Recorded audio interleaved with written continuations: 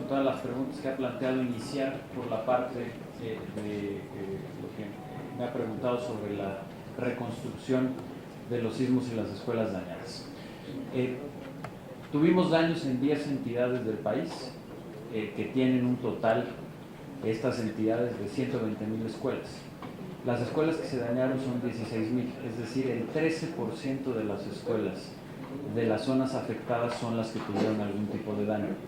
De las 16,000 escuelas que sufrieron daño, 11,000 tienen daños menores. ¿Qué significa un daño menor? Que la escuela no tiene un daño estructural, es decir, puede mantenerse, no tiene que ser reconstruida, pero que tuvo tipos de daños como vidrios que se rompieron, temas que se tienen que resanar, puertas que se tienen que arreglar, etc. Esas son 11,000 de las 16,000.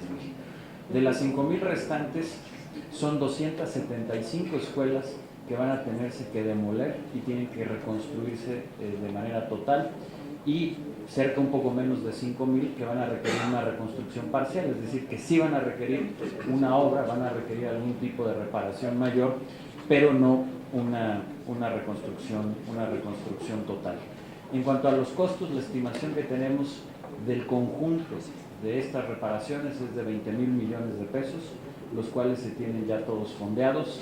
De esos 20,000 millones de pesos, 11,500 millones de pesos van a provenir de los programas que tiene la Secretaría de Educación Pública para mejorar la infraestructura de las escuelas, empezando por Escuelas al 100, el programa de la reforma educativa, y también los seguros que tiene la Secretaría de Educación Pública, y el resto, el otro 40 y tantos % provendrá del FONDEM y también de las aportaciones que hagan las propias entidades federativas. Entonces se tiene plenamente el financiamiento para la reconstrucción de las escuelas. Ahora, ¿qué estrategia hemos seguido?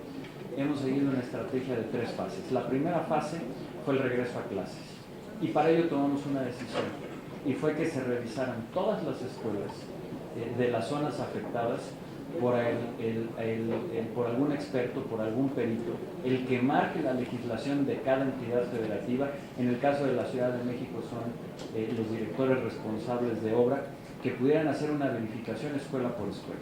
Y las escuelas que estos peritos determinaran que no tenían daños, expedían un dictamen de seguridad estructural y permitíamos el regreso a clases. Este fue un ejercicio que se hizo día con día, y que todas las tardes se anunciaba a las escuelas que ya tenían ese dictamen de seguridad estructural y que podían regresar a clases.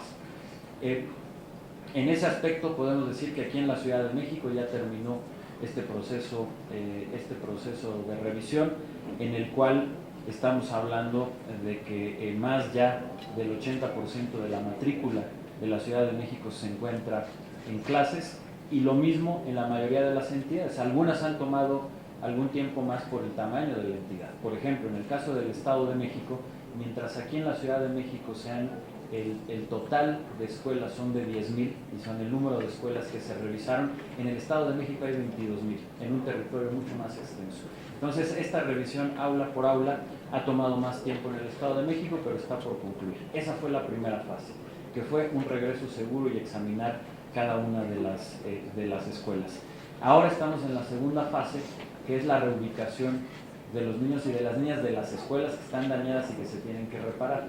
Esta tiene dos caminos. Una es la reubicación en otros planteles que sí tienen dictámenes de seguridad estructural, y en otros casos se están instalando aulas temporales para que ahí puedan ir los niños y las niñas de estas escuelas. Se están instalando en total 4,000 aulas temporales, y después la parte de la reconstrucción de las escuelas. Muy rápido sobre los otros temas que mencionó, decirle que los temas de medio ambiente están incluidos dentro de los nuevos planes de estudio, del enfoque del nuevo modelo educativo. Sobre los 5,000 millones de la auditoría a la nómina magisterial, están aplicándose a plazas magisteriales. ¿Cuál era el problema que teníamos? Se pagaban, esas 40,000 plazas se pagaban, pero eran personas que no estaban dando clases.